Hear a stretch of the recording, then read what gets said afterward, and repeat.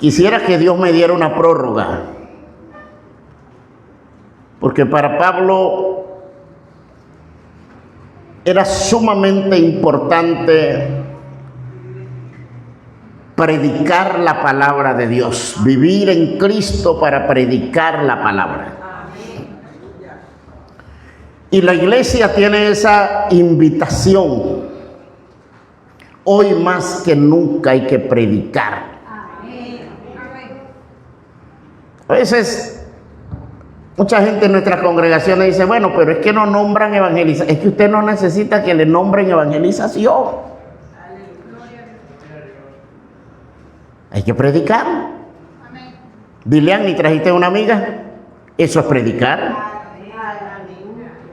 ¿Quién la motivó? El Espíritu Santo. Y así cada uno de ustedes trae un amigo cada domingo, una amiga. Porque quien gana almas para Cristo, diga, es sabio. Así que buenos días tengan todos. Comenzamos hoy nuestra transmisión y voy a hablar acerca de la teología del avivamiento. Voy a hablar acerca de lo que es un avivamiento, de lo que no es un avivamiento y de la condición de un hombre que no vive bajo un avivamiento. Quiero mucha reverencia, quiero decirle a los padres, a las madres, que si su hijo le habla y ya está grande, no le dé conversación porque le está dando un mal ejemplo. Dígale, hijo, guarde silencio, vamos a ser reverentes. Si es un niño pequeño, obviamente le va a prestar atención, pero ya un adolescente, ya un niño preadolescente molestando a su madre, a su padre mientras estamos en un servicio, es indecoroso. Y es mejor que el padre le llame la atención y le diga, guarde silencio porque estamos reunidos como iglesia de Cristo. Amén. Trate de ser lo más condescendiente hoy con esta predicación y con el Espíritu Santo. No se mueva tanto, no salga tanto a menos que sea una emergencia. Los que trajeron papel y lápiz, quiero que tome papel y lápiz. Estamos viviendo un tiempo determinante, tenemos que prestar nuestro oído a lo que Dios nos habla. No soy de los que se promocionan por las redes sociales ni salen a decir Dios me lo dijo, Dios me lo había dicho y todo esto. Pero quiero decirle a la iglesia hoy, especialmente a esta iglesia, que es la que Dios nos encomendó que le pastoreáramos, que cada vez que algo va a suceder en esta nación, Dios me alerta. Dios me habla. Y aunque muchas veces no me habla de manera específica ni me dice lo que va a venir, pero me manda la voz de alerta, que es lo importante. Entonces, he recibido una serie de mensajes de parte de Dios. Desde hace ya años Dios me ha venido hablando de la condición del país. Luego me habló y me dijo, el ángel de la muerte va a visitar los hogares. Viene una mortandad, vino la pandemia, alerté a la iglesia, hicimos el trabajo espiritual, ungimos las casas. Hay quienes no creen en un ungimiento de casa, hay quienes no creen en el aceite. Déjeme tranquilo que nosotros sí creemos. Allá, usted siga con su teología, no me critique y vívala. Este es para los que me oyen por las redes. No, que el aceite era para aquel tiempo, que el aceite... A nosotros no funciona.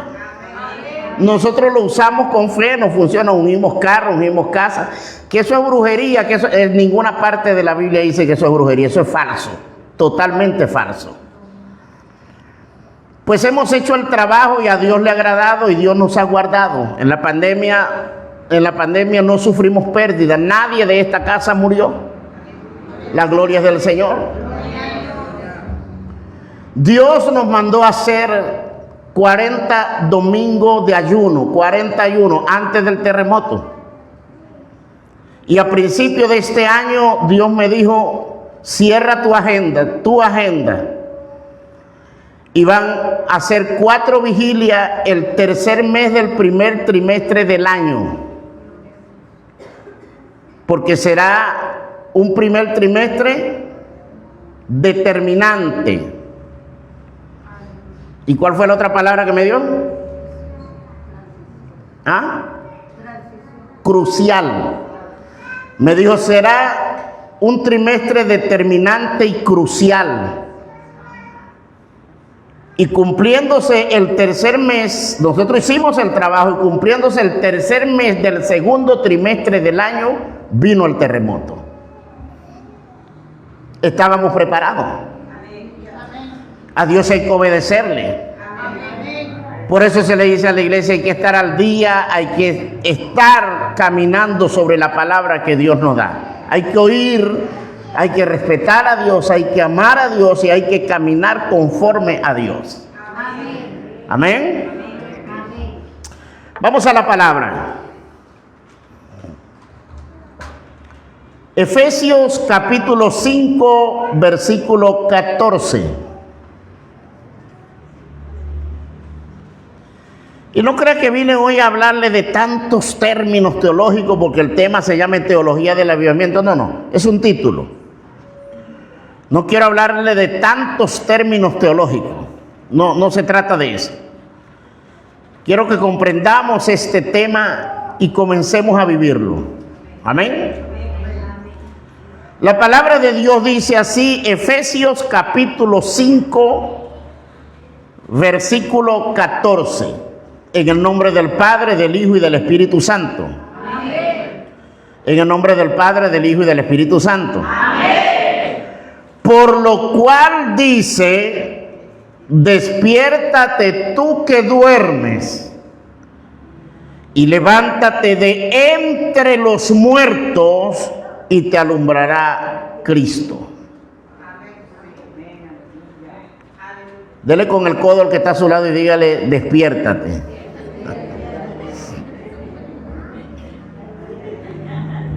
Aleluya.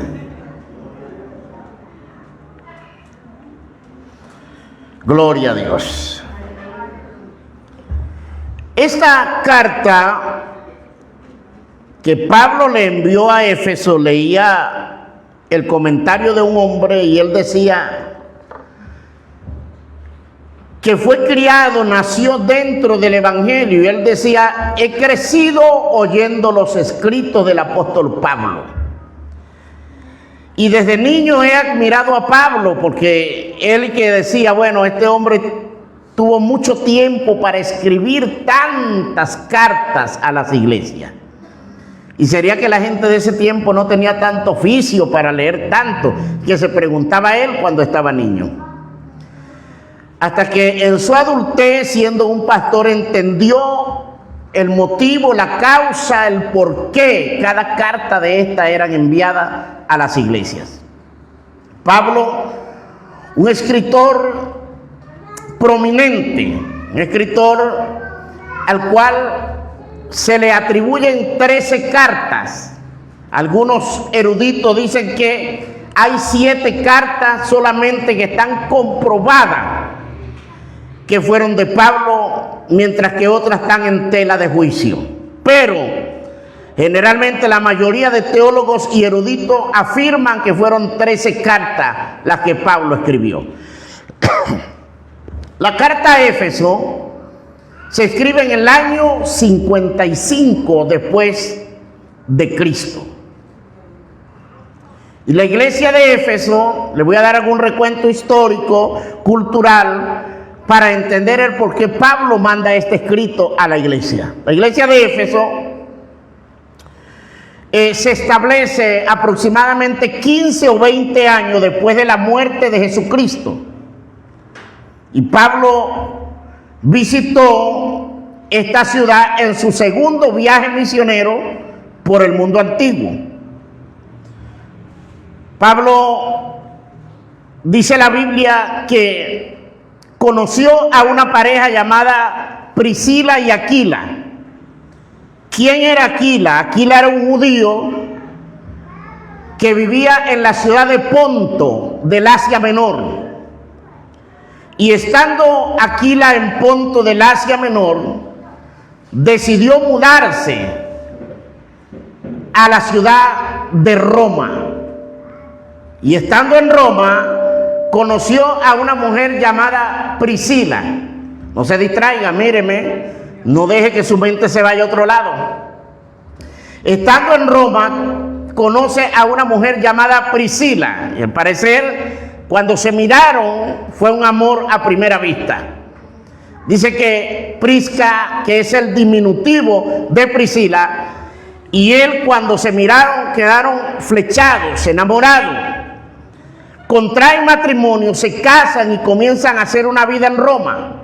Pero por allá por el año 49 después de Cristo, gobernaba sobre Roma un emperador romano llamado Claudio. Y Claudio decretó una persecución contra los judíos, contra todo el pueblo de Dios, de tal manera que ordenó la deportación de los judíos de Roma. Allí sale Prisca y Aquila, puesto que les repito, Aquila era judío, Prisca era romana. Ellos salen y se mudan a Corinto. Escuche bien esto, es importante conocer la historia. Quien desconoce la historia comete muchos errores. Cuando llegan a Corinto, compran una casa y se establecen. Allí establecen una empresa de lo que ellos sabían hacer, y por cierto, dicen los historiadores que lo sabían hacer muy bien. Eran fabricantes de tiendas o de carpas. Excelente fabricante. Abren su negocio en Corinto, compran una casa grande, enorme. Algunos historiadores dicen que Prisca y Aquila ya habían comenzado a reunir gente en su casa cuando Pablo viene de por allí de Tesalónica, baja de Tesalónica y llega a Corinto y los conoce. Viendo Pablo que aquella casa era una casa grande, Pablo iba a todos los pueblos, predicaba en la sinagoga, pero cuando llegó a la casa de Prisca y Aquila se dio cuenta de dos cosas. Primero, la casa es grande, dijo, aquí pues una célula, una casa de refugio, una casa de paz, como usted le quiera llamar, pero el hombre de Dios misionero lo primero que piensa es plantar iglesia. ¿Sí o no? Pablo se dio cuenta que la casa era amplia, que era buena para el proyecto misionero, y comenzó a trabajar con ellos la parte de tienda, porque Pablo también era fabricante de tienda. No sé si se hicieron socios, pero comenzaron a trabajar juntos. La iglesia de Corinto nace en ese contexto. Comienzan a trabajar. Cuando Pablo se da cuenta que hay un trabajo ya hecho en aquella casa, decide viajar hacia Turquía, hacia Éfeso, lo que actualmente es Turquía. Cuando Pablo habla con Prisca y Aquila, o con Priscila y Aquila, ellos le dijeron, pues Pablo, nos vamos contigo, te vamos a seguir, porque estamos enamorados de tu ministerio, porque eres un hombre de Dios. Y Pablo, pues tranquilo, si me quieren seguir, me siguen. Se van a la ciudad de Éfeso y llegan a una ciudad donde la religión de Éfeso era una religión, a pesar de que el atractivo que había era el templo de la gran diosa Diana o la diosa Artemisa. Ellos adoraban a Diana, pero su religión era un sincretismo, de manera que no eran como los judíos, que eran fieles adoradores de un solo Dios. No, ellos eran unos sincretistas, tenían una mezcla de muchas religiones en una. Pero en la adoración a Diana se basaba en la fertilidad, lo que era la parte de la agricultura y de la caza. Ellos creían mucho en la bendición de Diana cuando salían a la cacería, entre otras prácticas que pues no hay tiempo para contarlas. Vamos por encima de esto nada más. La situación de Éfeso es una situación de idolatría. La situación de Éfeso es una situación donde había mucha práctica de lo que era fornicación. Al parecer, los hermanos de Éfeso todavía estaban viviendo conforme al mundo, conforme a las prácticas. Por eso le estoy diciendo, présteme atención, porque si no entiende la historia, no va a entender nada. Y esto es lo que estamos aprendiendo en nuestras instituciones teológicas, a proyectar un mensaje.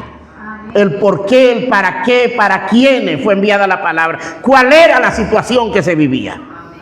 Entonces, los hermanos de Éfeso, a pesar de que estaban en la iglesia, que todos los domingos aplaudían y cantaban los himnos del himnario, de gloria y triunfo, y aleluya, gloria a Dios, y alababan, seguían con mezclas de allá afuera. Había fornicación, y eso lo vamos a enumerar en el avance de este estudio. Había una serie de pecados que todavía se practicaban dentro de la iglesia de Éfeso. Al parecer los hermanos eran muy obscenos. Los hermanos de Éfeso eran muy obscenos. Cuando hablaban, una palabra era bonita y la demás eran groserías. Y así hay cantidad de hermanos dentro de la iglesia. ¿Aló? ¿Se acabaron los amén o todavía quedan?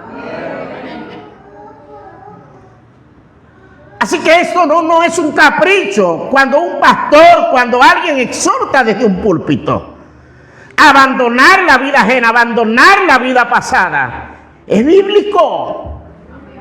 Porque sin paz y sin santidad nadie verá al Señor. Te pregunto, ¿y por qué Pablo se afincó? Es que la iglesia tenía problemas con esto. Llegaron a Cristo, pero todavía arrastraban el pasado, la costumbre, el estilo de vida pasada, todavía lo practicaban estando dentro de la iglesia. Usted me pregunta, apóstol, ¿y habrán hermanos dentro de la iglesia que todavía juegan parley? Sí los hay. No vaya a levantar la mano porque te descubren. Habrán hermanos que todavía mientan madre cuando se molestan, sí los hay.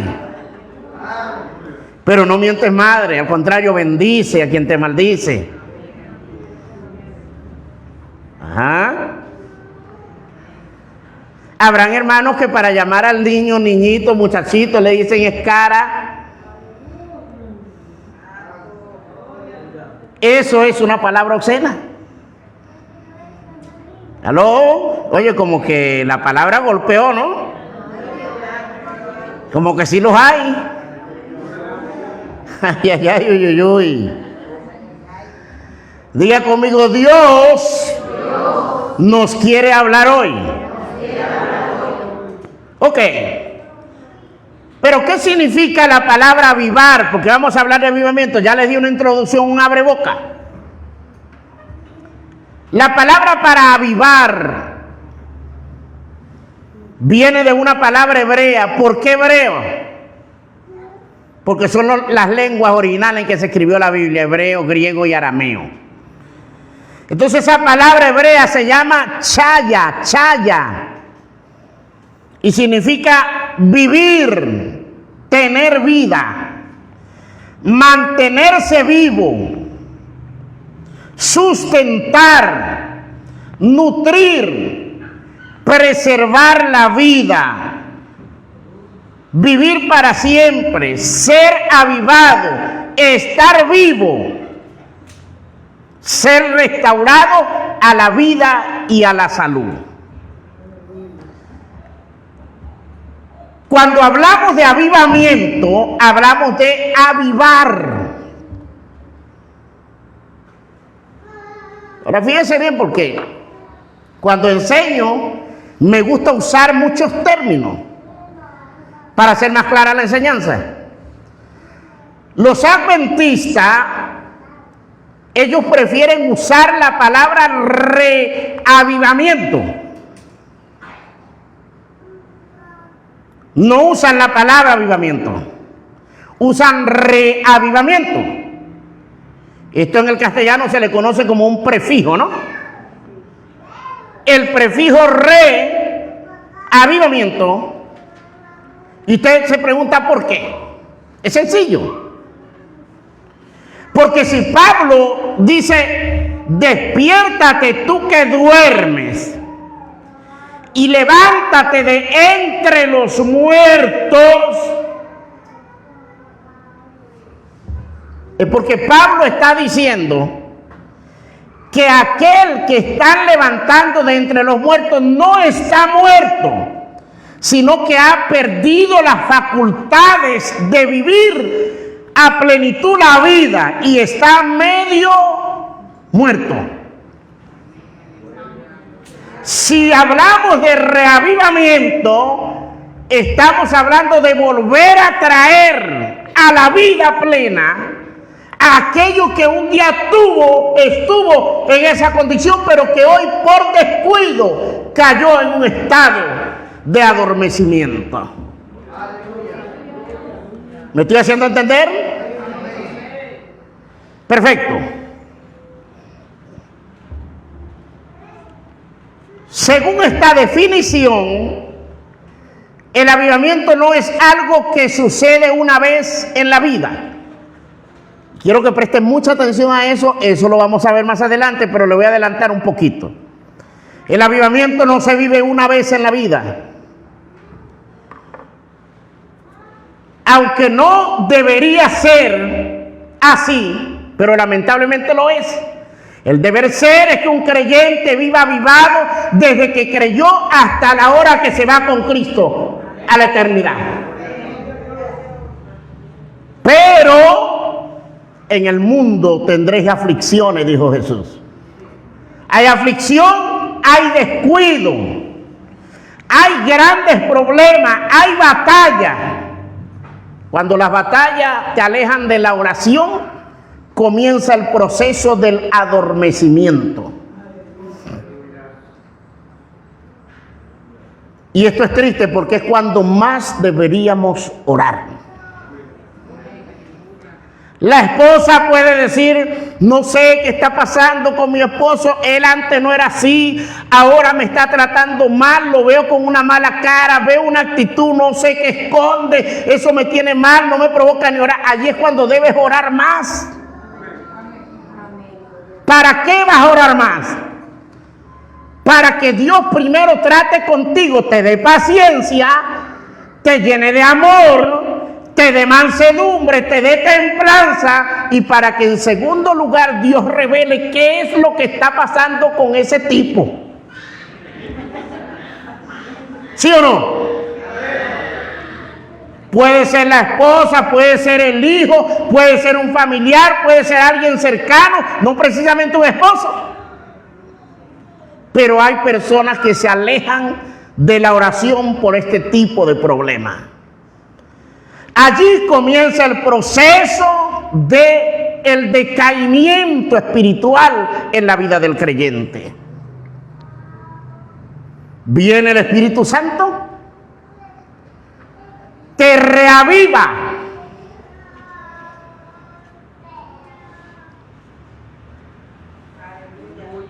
Viene el Espíritu Santo, te inyecta vitamina y te levanta. Hay otro proceso que más adelante lo vamos a hablar.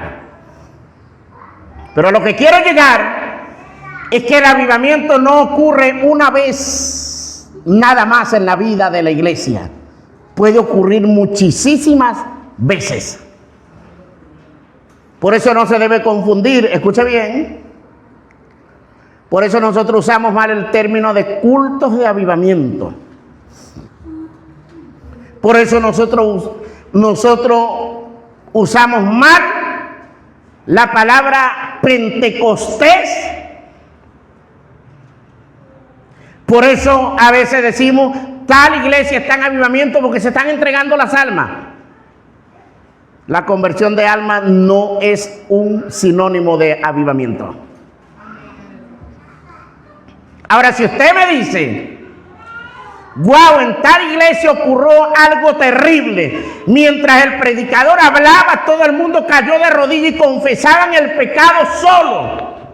La gente vomitaba el pecado, pasaban corriendo a arrepentirse. Entonces te voy a decir, eso sí es avivamiento.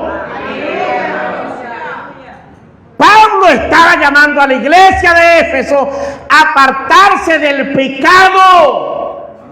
No puede haber avivamiento, reavivamiento, si no hay confesión de pecado.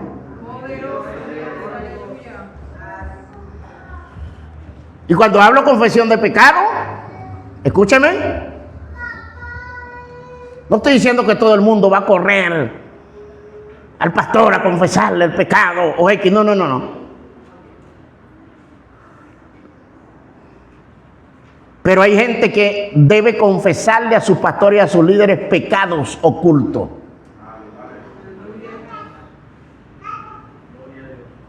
Tú hablaste mal de tu hermano, eso es cometer un pecado. Y tú no vas a venir cada momento del pastor a decir, yo hablé mal de...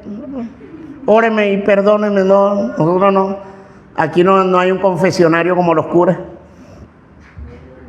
Vaya a la presencia de Dios, llore delante de Dios, arrepiéntase de verdad. Y usted me va a dar fruto que se arrepintió de verdad cuando arrepienta la lengua.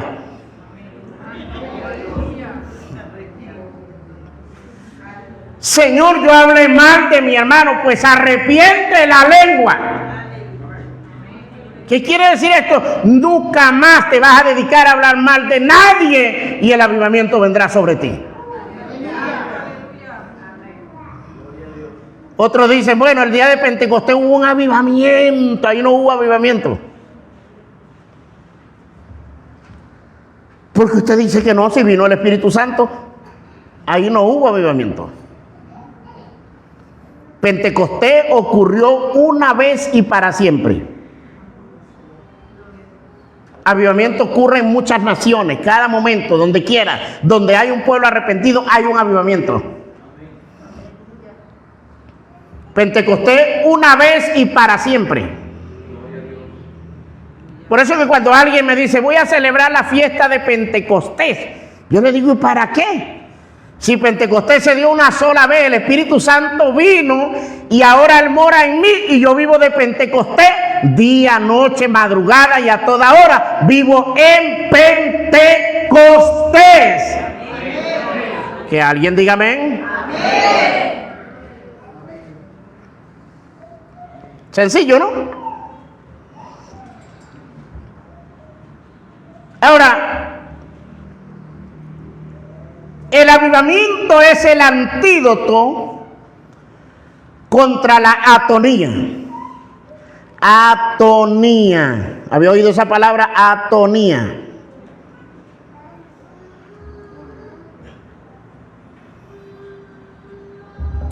Los avivamientos de la historia han venido siempre después de un adormecimiento en la iglesia.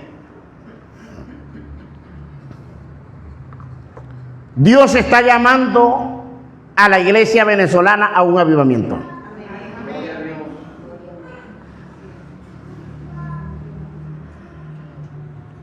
Lo ocurrido ahora mismo es un llamado a un avivamiento.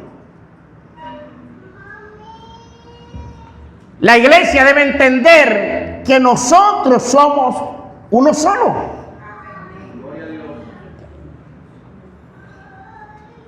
¿Usted no se ha dado cuenta que es impresionante? Preste mucha atención a esto porque lo va a bendecir.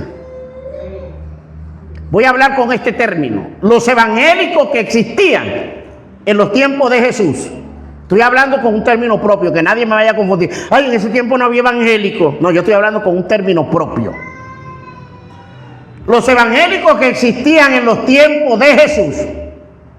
Los ancianos, los sacerdotes, los escribas, los fariseos, etc. La mayoría de ellos acusaron a Jesús de ser falso, de que no era el Cristo. Preste atención. La mayoría de ellos lo despreciaron, no creyeron en él. Decían que por el príncipe de Belcebú, por el príncipe de Belcebú, echaba fuera demonios. Pero qué extraño, que los evangélicos no saben distinguir a Jesús y los demonios sí. Cuando Jesús llega a Gádara, estaba un endemoniado en los sepulcros, atados con grilletes, con cadenas. Las hacía pedazos. Tenía legión. Aproximadamente, según el nombre que dio, debió haber tenido entre 2,000 y 6,000 demonios que operaban dentro de él. Y cuando vieron a Jesús cayeron postrados. Cuando los demonios veían a Jesús le decían: Jesús de Nazaret, ¿qué tienes conmigo? Y los evangélicos decían que era falso. Los demonios le decían que era Cristo, que era Jesús. ¿Me está copiando? En toda la historia del pueblo de Dios, el pueblo de Dios no ha sabido distinguir entre la verdad y la mentira. Y por eso hay gente que se mudan de la verdad y caen en la mentira. Por aquí han pasado, por aquí pasó una mujer que era una buena cristiana y de golpe terminó mormón, se fue de aquí, se le metió una broma en la cabeza que se quería ir, que aquí no le gustaba, que es X, y terminó siendo mormón. Se fue otra de aquí que nos criticó, nos tiró por el suelo, nos pateó y ahora dice que Jehová es Satanás. Una doctrina diabólica que cargan por ahí, que Jehová es Satanás. Los demonios distinguiendo al Mesías, diciendo: tú eres el Cristo, tú eres el hijo de David, tú eres el Salvador. Y los evangélicos diciendo que era falso, que estaba lleno de demonios, que todo esto. Y esa problemática hoy no es diferente. La iglesia está enrollada en esto.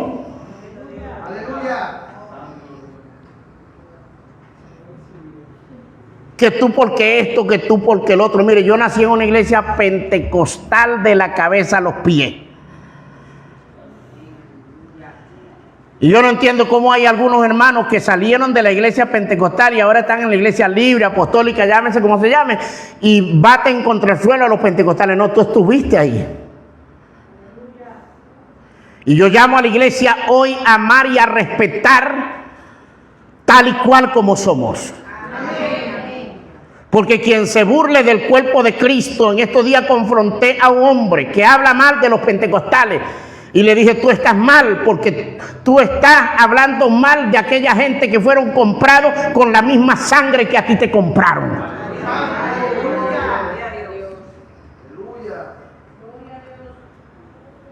Que los hermanos, las hermanas que usan velo, es su costumbre, así la formaron, respétela, ámela, es su hermana.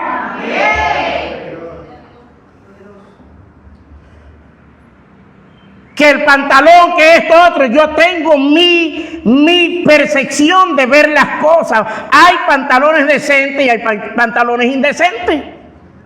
No porque se llame iglesia libre va a haber un exhibicionismo de carne.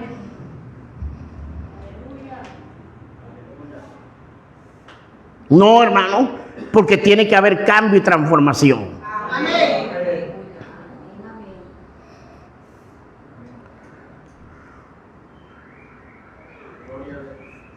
Pero además de eso, Dios va tratando con cada quien. Aquí a la congregación nos llega una hermana que todavía le gusta usar su ropa corta y carga la barriga afuera. No le vamos a caer encima, no la vamos a tosigar y no la vamos a correr de la iglesia. Pero ¿dónde está la gente que ora para que en secreto le diga: Señor, trata con mi hermana?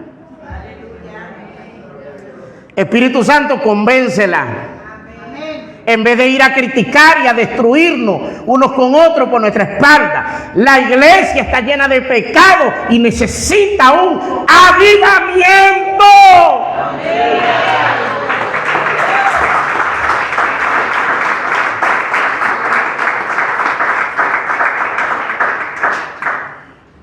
Y le voy a hablar desde mí, porque a mí ni me da pena, ni yo cuando tengo que arrepentirme me arrepiento.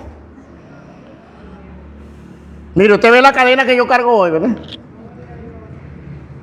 Usted ve cómo la cargo libre, ¿verdad? Usted sabe lo que yo usaba, ¿verdad? ¿Por qué se la quitó el pastor Guerra? Porque no quiero serle de tropiezo a nadie. Porque mientras oraba, el Espíritu Santo trató conmigo que no fuera de tropiezo a aquellos que no van a comprender por qué yo cargo en una cadena una cruz, que no es un Cristo, es una cruz, pero hay gente débil que no lo van a entender. Y Pablo dijo, con los débiles me hago débil y con los fuertes me hago fuerte para no serle tropiezo a nadie.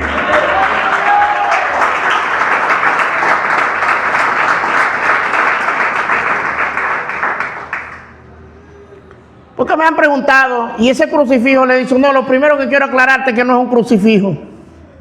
Crucifijo se llama cuando la cruz lleva al Cristo crucificado, por eso se llama crucifijo.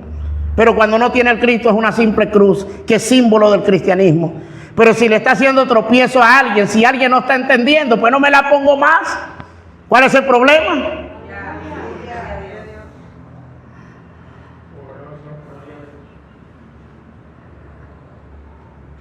¿Acaso Cristo no se sacrificó por nosotros? ¿Y nosotros no vamos a sacrificar nada? Y vamos a vivir la vida. No, yo hago lo que me dé la gana. Y el que quiera, me quiere así, me quiere así. Si no me quiere, no me quiere. No, pero la Biblia dice que es pecado ser de tropiezo a los demás.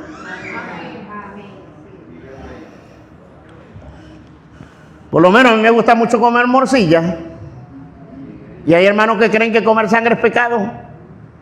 Y si aquel que cree que comer sangre es pecado está contigo en la mesa, Pablo dice, no te la comas por causa de aquel que la condena. Ah, pues yo tengo hambre, yo me la voy a comer, es lo primero que uno dice.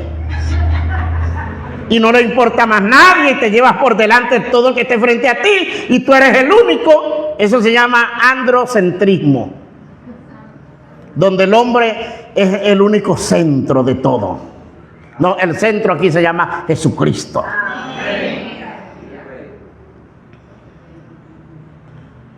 Ay, ay, ay, ¿cuántos están aquí?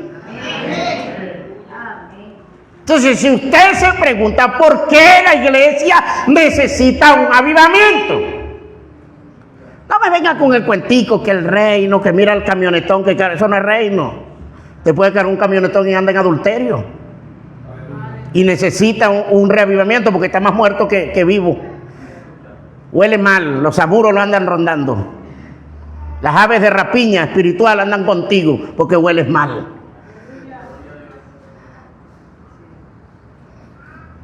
A veces soy más pelado que un calvo para hablar. Me perdonan los calvos. Aleluya. No me vengas a hablar que estás en avivamiento porque tienes una iglesia grande. La iglesia de la Odisea era una iglesia grande y el Señor le dijo que no era fría ni caliente, que era tibia. Y le dijo, por cuanto no eres fría ni eres caliente, sino que eres tibia, te vomitaré de mi boca.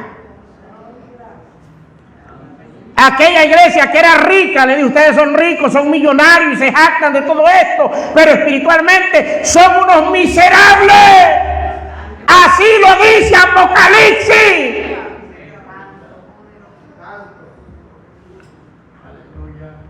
Le dijo, necesitan comprar oro refinado del mío, le dijo el Señor, para que sean ricos de verdad. Necesitan colirio para que se echen en los ojos y los ojos espirituales se les abran.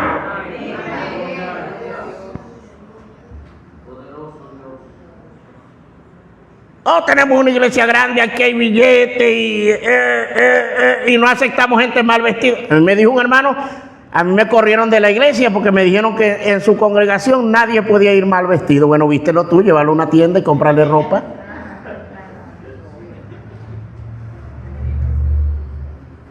La iglesia de Cristo entra todo el que está necesitado, cargado y cansado. Amén.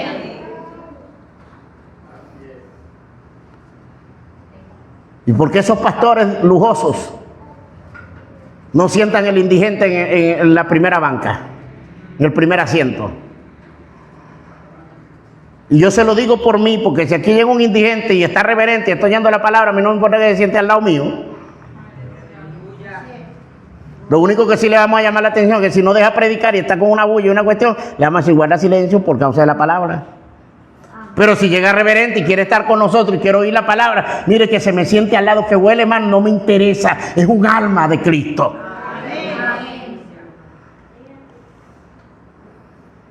Pero la iglesia no puede ponerle condición a la gente para que se congreguen con ellos, si no, no puede congregarse.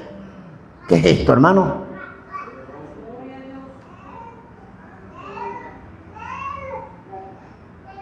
Pablo dijo a mí que nadie me venga a echar cuentos. Dijo, ustedes quieren oír cuentos, no, yo no tengo cuentos, yo he hecho historia, dijo Pablo.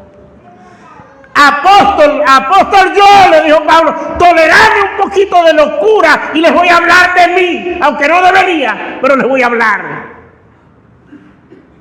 Llevo la marca de Cristo en mi cuerpo, he sido azotado. He vivido esto y esto y esto y esto, y ustedes se jactan de decir que son apóstoles.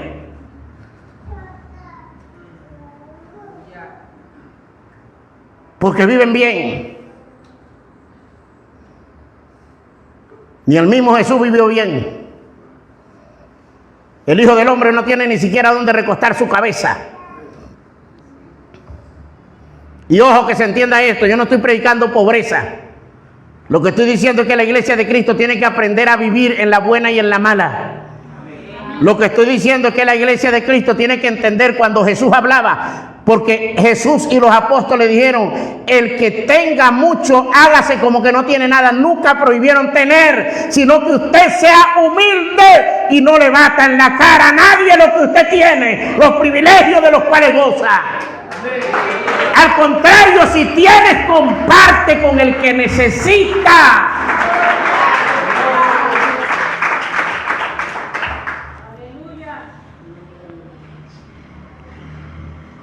Y usted oye creyentes que ni siquiera saben lo que significa un avivamiento. El mundo necesita de un avivamiento. El mundo no necesita avivamiento.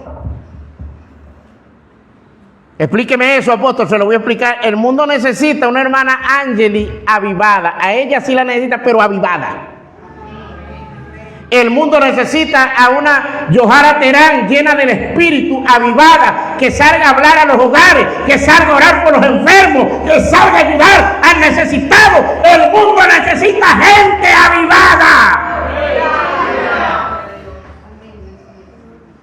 Concepto de avivamiento. Hay un gran avivamiento.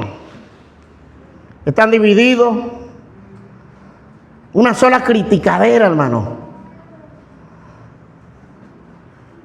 Y le voy a decir algo y se lo voy a decir con el corazón en la mano y desde lo más recóndito de mi vida. Aquí en el municipio hay pastores pentecostales que para no saludarme cambian de la acera. Ellos vienen caminando y yo voy por este y se cambian de acera y voltean para otro lado para no saludarme. Y Dios sabe, y lo digo verdad, digo en Cristo y no miento, que los amo. Porque sin paz y sin santidad nadie verá al Señor. Y yo no voy a perder mi salvación por odiar a alguien. Porque tengo que odiar. ¿Por qué? Porque piensa diferente a mí. Porque predique diferente a mí. Porque dio una enseñanza diferente a la que yo doy. Aunque con la misma Biblia. Pues no, que lo trate Dios. Yo no soy Dios. Para andar amando y diciendo amo a este, odio al otro, trato con este no. No, mi hermano, he llamado pastores pentecostales de estos sectores y le he dicho vamos a confraternizar. ¿Y sabes lo que me han dicho? Yo te quiero a ti como amigo, Guerra, tú eres mi amigo, pero nunca podré como iglesia unirme contigo. Porque la organización con que trabajo me lo prohíbe. Amén, amado, te sigo amando. Aquí debe haber un solo interés, y no es el mío. Nosotros ya somos un grupo de iglesia, no somos un grupo muy grande, pero ya tenemos un grupito de iglesia, y aquí no trabajamos por un interés o por un nombre. Aquí no hay un interés propio, el único interés aquí se llama Jesucristo. Y si por causa de Él tenemos que cambiar cosas, remover escombros, para que resurja lo nuevo, pues tendremos que hacerlo. Pero la iglesia de Cristo va a avanzar y cada día tiene que aprender a vivir en amor. Soporte al que está a su lado, ame al que está a su lado. No lo soporto porque es muy metiche, muy hablador, se mete en lo que no debe meterse, tiene la lengua muy larga, esto otro. Ámalo y ora por él.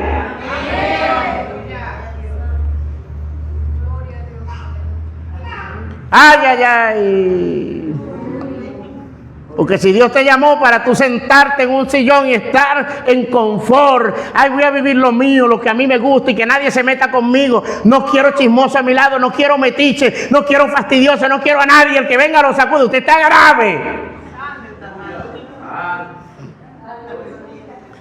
Porque después que llegas a la iglesia de Cristo te vas a encontrar, dígame si a ti no te gusta que nadie te moleste. Hay hermanos que hablan hasta por la tapa de la barriga. Y usted a veces le quiere decir, pero sea sabio. Bueno, hermano, hasta luego, hermano. Dios me lo bendiga, Dios te bendiga. Y le habla duro y le das un palmado y va saliendo de una vez porque si no, no te va a dejar ir. Pero no vas a ir por allá a asesinarlo. Asesinarlo por la espalda. Ay, qué fastidio, cómo habla. Y en la cara de él le sonriendo. Eso no es de Dios. Ámalo así.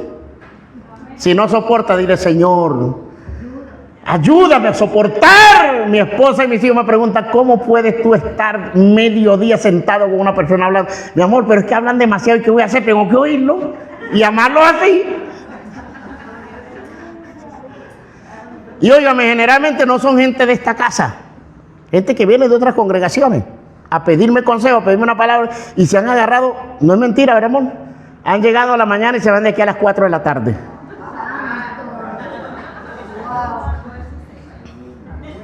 Y yo no me estoy alabando, pero Dios me ha dado la fortaleza.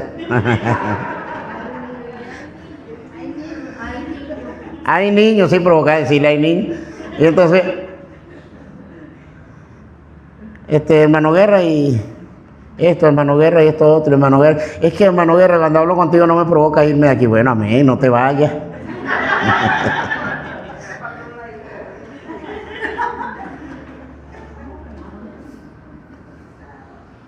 ¿Se está dando cuenta por qué necesitamos ser reavivados? Ama a todo el mundo.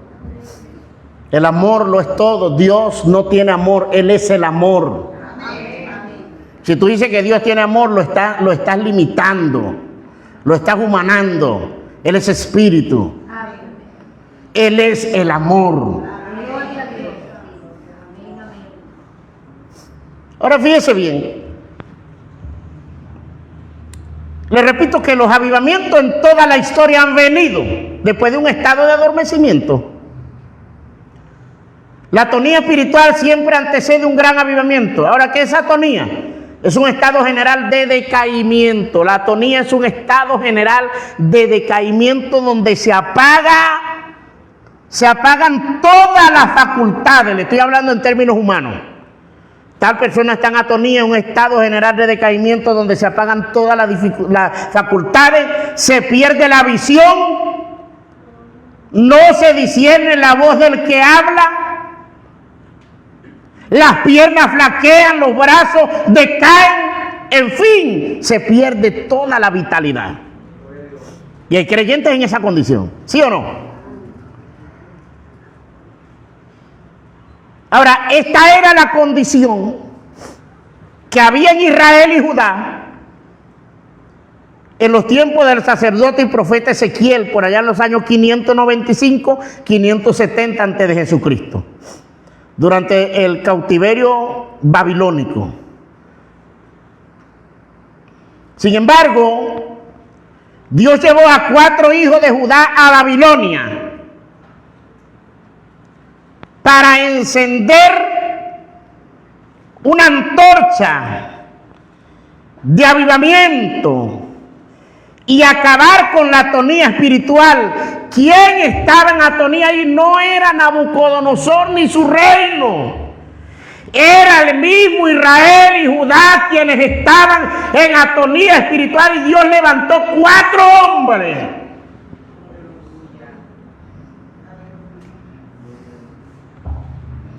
Aleluya.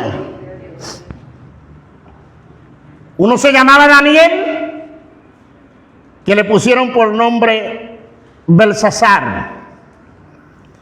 Ananías, que lo llamaron Sadrad, Misael, que era Mesad, y Azaría, que era Abednego.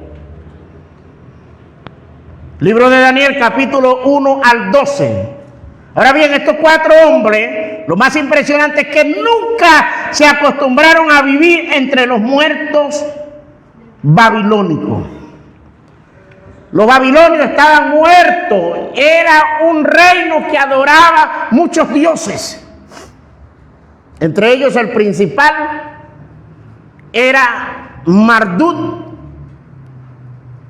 y la reina Ishtar. Eran los dioses favoritos de Nabucodonosor. Ahora, Belsasar, que era Daniel, habló claro cuando llegó al reino. Escúcheme. Yo nunca oí a Belsasar, a Daniel, porque la Biblia no lo dice, que Daniel estuviera alabando a Nabucodonosor. Nabucodonosor, eres el próximo apóstol. Nabucodonosor, eres el próximo profeta de aquí de Israel. Nabucodonosor, eres el hombre de Dios, el escogido. No, habló claro, dijo, pónganme a hablar con el jefe aquí, que maneje el asunto aquí de los eunucos, con Aspenac. Y lo primero que le habló fue sabio, le dijo, bueno, yo quiero una prórroga. De ahí inventaron que el ayuno de Daniel, no es ningún ayuno, es una dieta alimentaria. Ese ayuno de Daniel es falso. Todo el creyente que come algo durante la oración no está en ayuno, está a dieta. No, que el ayuno de Daniel. Ayuno es ayuno sin comida, sin nada en el estómago, den el invento. Si usted quiere mejorar el cortisol, los triglicéridos, colesterol y todo esto, dejando grasas, harinas y cuestiones, bueno, ya eso es una dieta alimentaria. Pero el verdadero ayuno sin comer nada, señores. De allí viene el término yeyuno, que es una víscera que lleva, y después les explicaré esto, una víscera que está por dentro, cerca del duodeno, que siempre permanece vacía. De allí nació la palabra ayuno. Yeyuno se llama esa víscera o tripa, como decimos nosotros en criollo. No, que el ayuno de Daniel. Una vez me dijo una hermana, llevo 21 días de ayuno, lo único que estoy comiendo ahorita son granos. Le dije así, yo hago 500. Ponme 1000 y pico de ayuno y los hago. Y cuando llegó la crisis aquí, mire, después de una crisis que hubo, yo soy malo para los años, las décadas, el año tal y todo eso, pero hubo una crisis aquí en Venezuela que las grandes colas, que no se conseguía nada, tuvimos que comer lentejas hasta por lo blanco del ojo. Hoy día no las quiero ni ver. Y mire que mi esposa cocina bueno, y aquí todos cocinamos bueno. Y mi esposa dice, papi, pero mira, huélela, pruébala. Y yo, claro, pues mi esposa, no puedo despreciar, papi, tan rica, sí, pero es que el estómago ya no las quiere. El estómago quedó hastiado desde aquellas épocas. Pero aún con todo eso me dice, tienes que hacer 1500 ayunos con lentejas. Pues lo hago. Porque no voy a tener hambre, voy a comer. Eso no es ayuno, señores. Ayuno de Daniel, eso no es ayuno. Ahora los 21 días que hizo después, sí, eso sí es ayuno.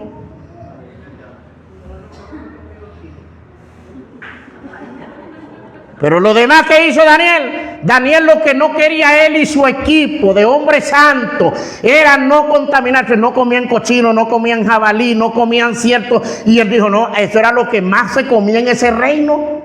Y él dijo, bueno, nosotros vamos a comer pura espinaca, acelga, brócoli, etcétera, etcétera, etcétera. Pero todo lo que viene de la tierra, puras flores.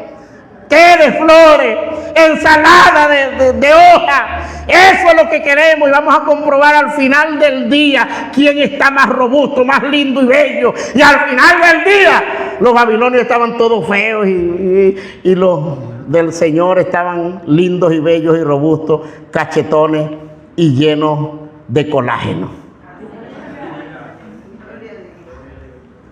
Pero fueron tan sabios que Daniel los agarró por allí. Lo que no querían era contaminarse, señores. la problemática de la política en la América Latina, y yo diría que el mundo actualmente, es que usted forma un creyente y bien santo y bien un hombre de Dios, una mujer, cuando llega a la política termina comiendo cochino en la mesa de rey y jabalí.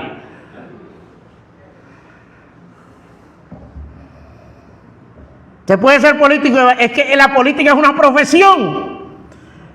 Pero los cristianos que llegan se corrompen, se venden por dinero, caen en idolatría.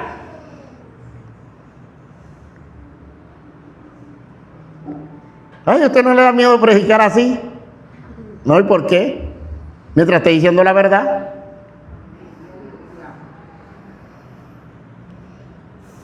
Todos tienen que levantarse a adorar la estatua y póstrense. Sepa usted, oh rey, le dijeron 3 hombres de valor, verdaderos cristianos avivados. Esos sí estaban avivados. Hubiera sido un creyente de esos zaratacos que está metido en el gobierno y por allá más contaminado que enseguida está postrado. No, porque tú sabes que preservar la vida, no, yo me voy a postrar, yo me postro y después me arrepiento. Que lo vamos a tirar al horno, dele. Una cosa le queremos decir, oh rey, que el Dios a quien nosotros servimos nos puede librar de este horno. Pero si no nos libra, igualmente vamos a seguir amándole. Y cuando los metieron, los lanzaron, los hombres que lanzaron a los muchachos quedaron quemados, carbonizados, vueltos ceniza. 7 veces más caliente estaba el horno que de lo acostumbrado. Y de pronto dijeron, no, ya va un momentico. Veo 3 hombres caminando y botan un humito así como que lo que tienen es puro Whirlpool ahí, puro aire acondicionado Whirlpool y cale. ¡Wow! Eso como que está frío ahí porque el humo es algo fresco. Caminaban entre las llamas y un cuarto hombre con apariencia divina. ¡Alabado sea Dios! ¡Woo! ¡Que alguien diga gloria a Dios hoy en este lugar! ¡Santo Dios! Y cuando lo sacaron, yo me imagino al rey, el rey parecía un canino de esos que buscan en los escombros. Así. No olían ni a humo. Pero ni ceniza, no, nada. Salieron más frescos que una lechuga.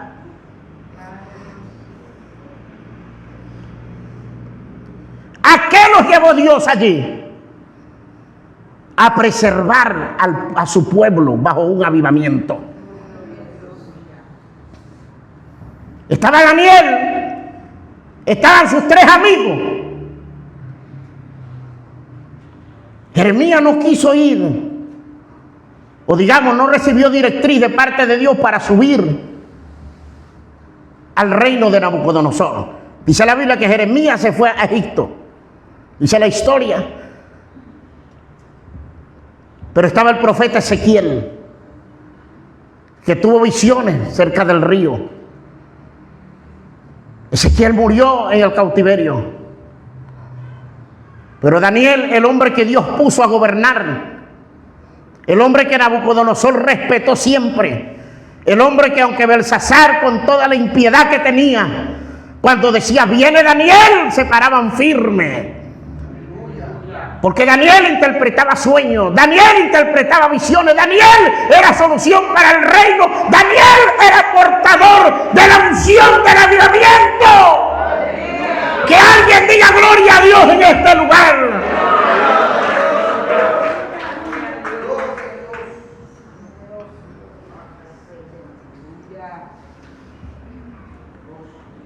Y Daniel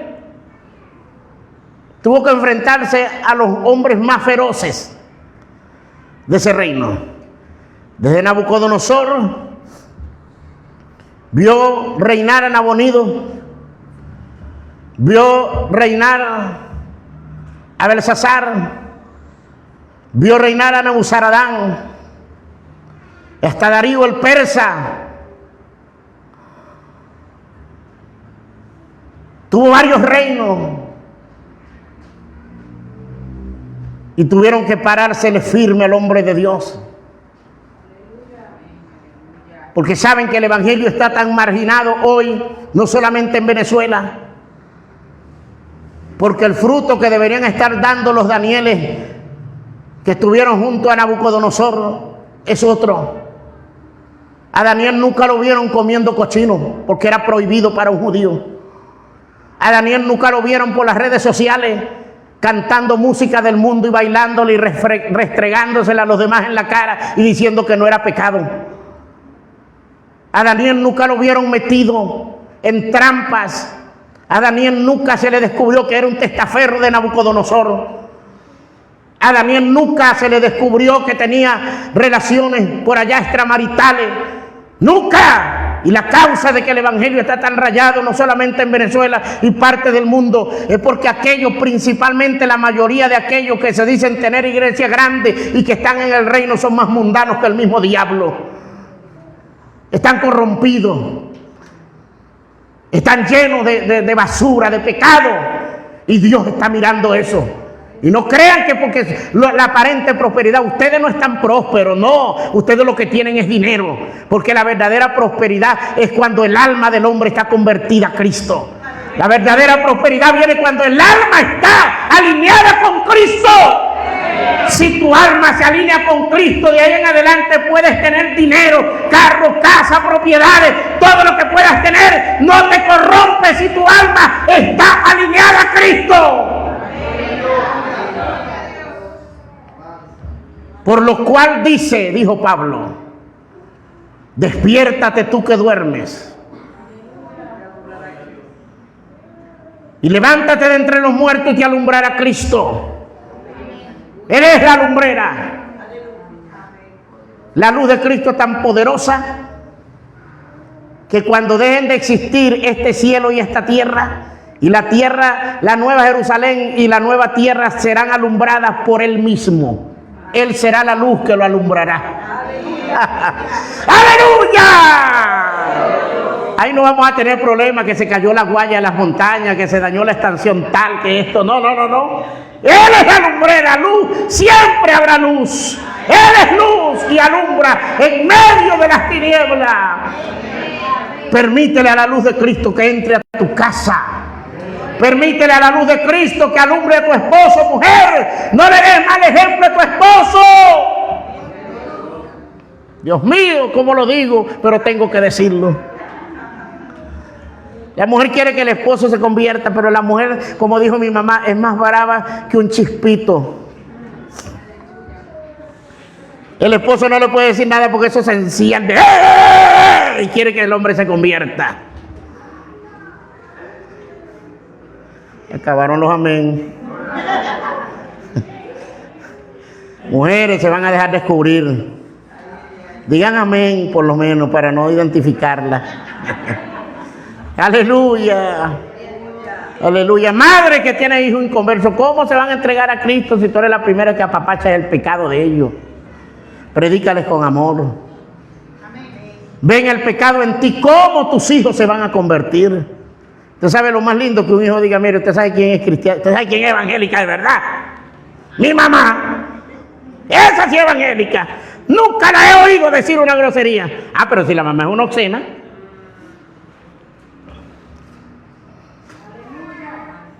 Si la mamá no puede oír un merenguito, ni.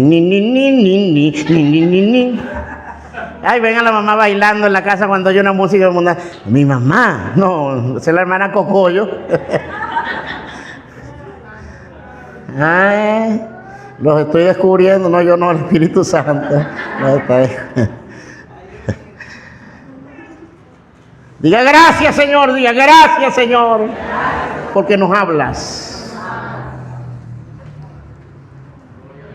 Diga avivamiento. Vamos otro poquitico nada más, falta poco, ya nos vamos. Diga, no me acostumbraré a vivir entre los muertos. Ahora fíjese bien esto. ¿Cuál ha sido la causa principal de la atonía en el pueblo de Israel y la iglesia? Diga, atonía. Es indudable que el pecado ha sido el factor determinante, un detonante que siempre ha causado en el pueblo de Dios ruina, enfermedades, derrotas en las guerras, cautiverio, hermano, hasta ruina económica. Un hogar donde los cristianos son zaratacos, los negocios salen mal, el negocio poco vende, se comienzan a cerrar puertas, la gente no vive solvente, se roban los diezmos, no ofrendan y después le preguntan a Dios, ¿por qué?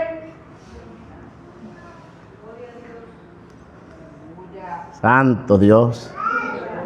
El pueblo está comiendo. Vamos a ver unos ejemplos. Número 1, el pecado de desobediencia.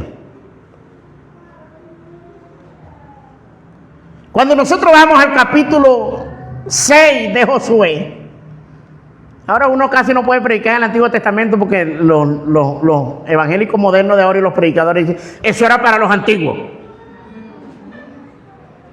Eso era para este tiempo. Entonces vamos a tener que borrar el Antiguo Testamento.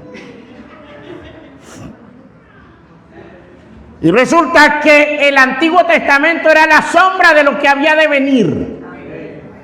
Así que nadie puede enseñar el Nuevo Testamento si no lo alinea en paralelo con el Antiguo. ¿Sí? ¿Me hago entender? Ok.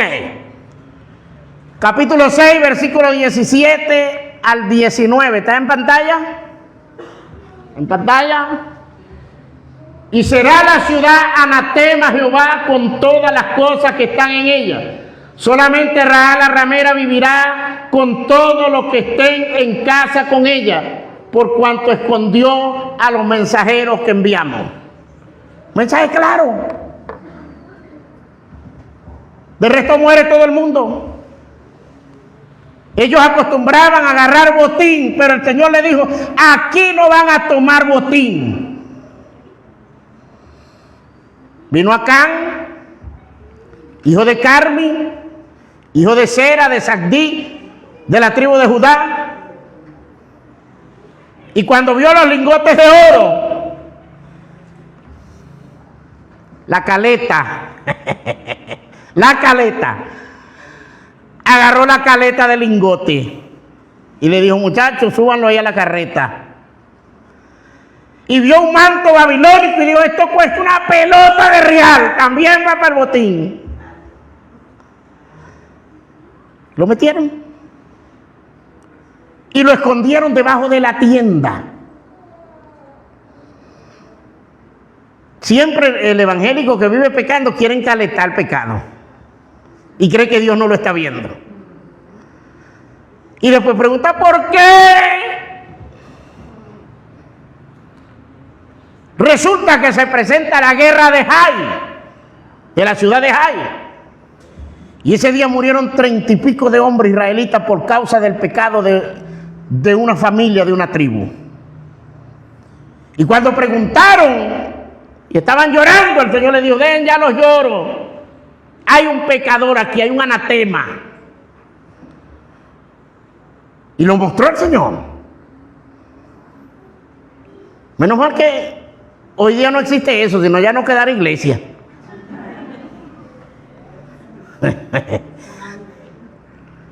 Sáquenlo fuera de la ciudad y apedréenlo. Y los apedrearon. Lo que quedó fue el escombro, donde quedó Acán y su familia enterrados por piedra,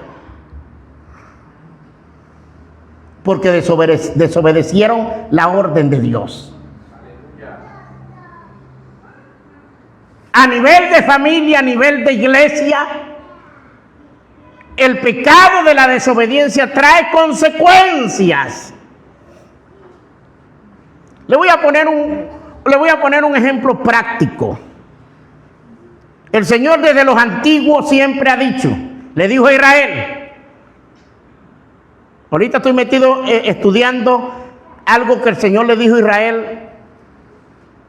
Y el Señor le decía, siempre le ha dicho a su pueblo, acuérdense. Ese texto que la gente lo usa para decir que la senda antigua, que es volver a... No. Paraos en los caminos y mirad y preguntad por la senda antigua cuál sea el buen camino y seguidlo y hallaréis descanso para vuestras almas. Ya el Señor había dicho en Deuteronomio, les había dicho, acuérdense de las hazañas y de las cosas grandes que yo he hecho con ustedes. Y pregúntenle a sus padres y todo esto. Siempre el Señor, y el Señor, aún en el Nuevo Testamento, nos manda a educar a nuestros hijos. Este es el ejemplo más práctico que le voy a poner hoy. Hay un llamado a educar a los hijos.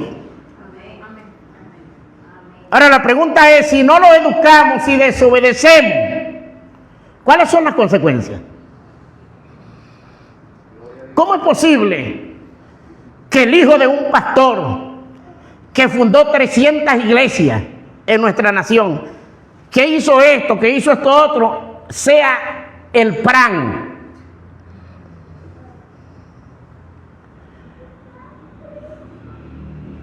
Y salió en días pasados un pastor diciendo que nosotros no éramos responsables de los actos de nuestros hijos, pero donde hay una buena educación, la Biblia dice, aun cuando fuere viejo no se apartará de él. Como escudándose, yo dije, este como que tiene cocorícamo, este como que esconde algo.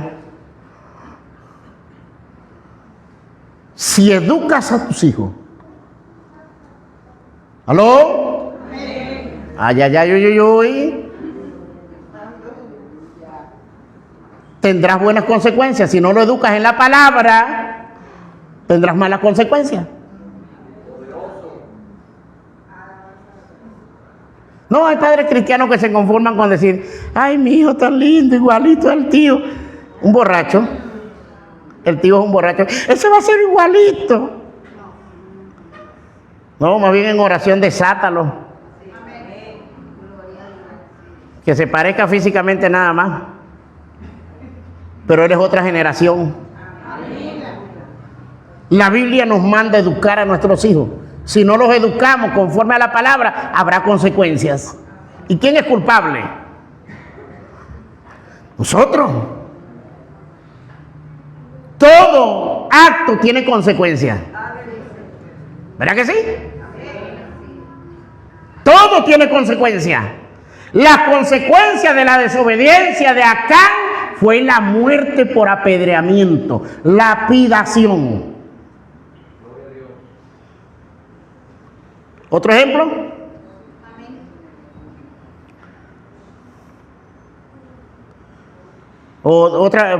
Consecuencias. ¿Cuáles fueron las consecuencias? La aplastante derrota en la guerra de Jai. 30 y pico de hombres mueren. La muerte de Acán y toda su familia por apedreamiento. Número 2. Otro pecado. Pecado de idolatría. Aarón le fabricó un becerro de oro al pueblo.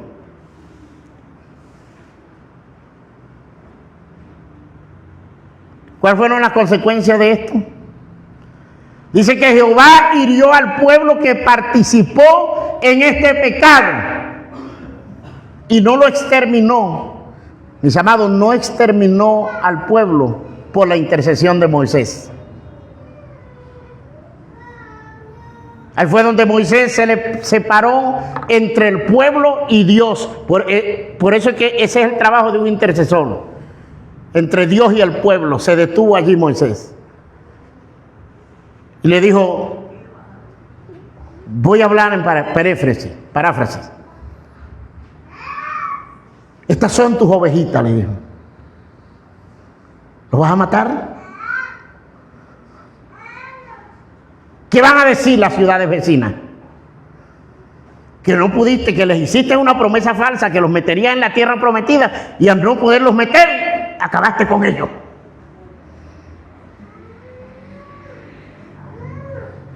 El hombre de Dios. Yo no me quiero ni imaginar que hubiese hecho un apóstol de este tiempo, que Dios le hubiese hecho la propuesta que le hizo a Moisés. Dios le dijo, ¿sabes qué, Moisés? Yo voy a matar a todo este pueblo. Y la promesa que hice, la generación va a salir ahora de tus lomos. Los voy a matar a todos por rebelde. Y levantaré una nación de ti. Si hubiese sido un apóstol en este tiempo, le dice, Señor, me parece buena idea. Hazme famoso. Échale pierna.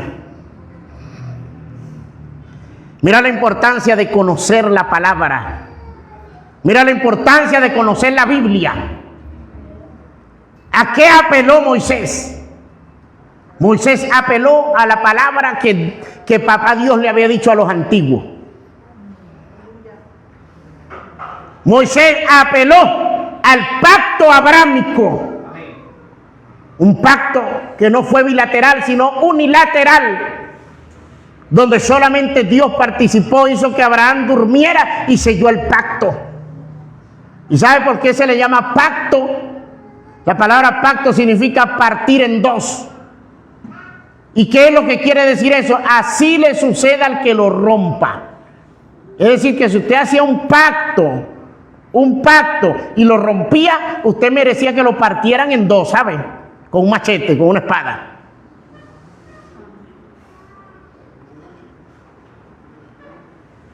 Y Moisés le dijo a Dios, acuérdate de los pactos. Acuérdate de lo que tú has dicho de tu pueblo. Y usted dirá, entonces, ¿por qué Dios le hizo la propuesta a Moisés? Porque estaba probando el corazón de aquel hombre. Ese día el corazón de Moisés fue puesto en balanza. Y la balanza quedó así, derechita. ¿Qué van a decir los vecinos? Que mataste a esta gente porque no tuviste la capacidad para meterlos en la tierra prometida.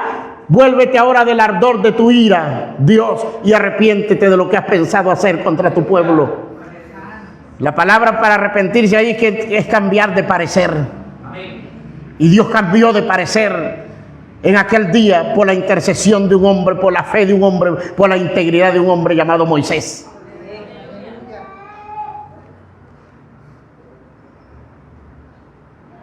Porque el pecado,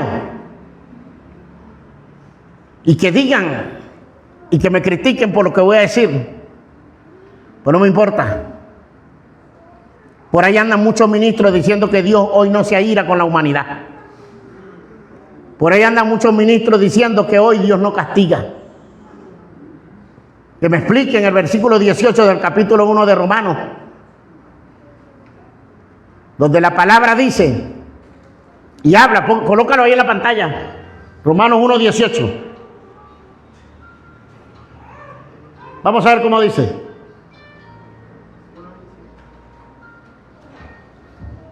Porque la ira de Dios se revela desde el cielo contra toda impiedad e injusticia de los hombres que detienen con injusticia la verdad. No, Dios no se ira hoy día, porque Dios reconcilió al mundo con Cristo, y eso lo están tomando como un fundamento para el salvo siempre salvo. Y ellos dicen también otra doctrina loca que sacaron por allí, donde dicen que Cristo no vino a morir por toda la humanidad, sino por un grupo selecto. Tengan cuidado con esa doctrina. Se parece mucho a la de los testigos de Jehová, de los 144,000 sellados. Y lo aseguran, que vino a morir por un grupo selecto, porque ellos dicen, si Dios reconcilió al mundo con Cristo, entonces todos los hombres serían salvos.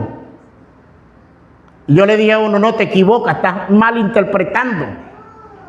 Porque la reconciliación del hombre con Dios a través de Jesucristo es una oportunidad, no quiere decir que ya son salvos, es una oportunidad que tiene todo hombre de buscar a Cristo. Porque si tú me dices que la salvación es de un grupo selecto, nada más, Entonces tú me estás predicando a un Cristo hipócrita, mentiroso, a un Cristo que, perdóneme la expresión, que nos mamó gallo. ¿Sí? Porque la Biblia dice en Juan 3:16, porque de tal manera amó Dios al mundo, que ha dado a su Hijo unigénito, para que todo aquel, ahí no dice los escogidos, todo aquel que en él cree no se pierda, mas tenga vida eterna. Es todo el que venga a él, le reciba con fe, es salvo. ¿Qué locura es esta? El Señor reprenda al diablo. Una cantidad de doctrinas locas, y les recomiendo a los que ven muchas redes sociales, tengan cuidado con lo que oyen y con lo que comparten. No porque suene bonito y a sus oídos les suene bonito, ande compartiendo doctrinas raras y erróneas. Si usted no sabe, mejor pregunte y que le orienten. El próximo domingo continuamos con el tema y vamos a ver el próximo domingo qué es y qué no es un avivamiento. Que Dios les continúe bendiciendo.